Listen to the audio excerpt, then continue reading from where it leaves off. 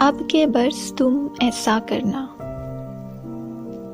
अपने पिछले 12 माह के दुख सुख का अंदाजा करना, बिखरी यादें ताज़ा करना।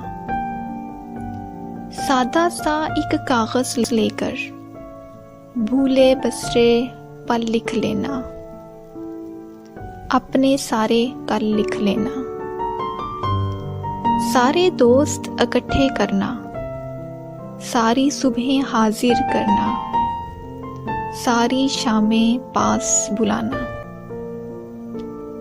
और इलावा इनके देखो सारे मौसम ध्यान में रखना, एक एक याद गुमान में रखना।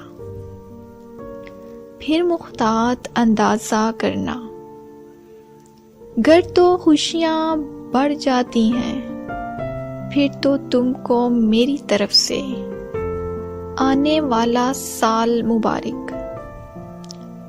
और अगर गम बढ़ जाएं तो मत बेकार तकल्लुफ करना, देखो फिर तुम ऐसा करना।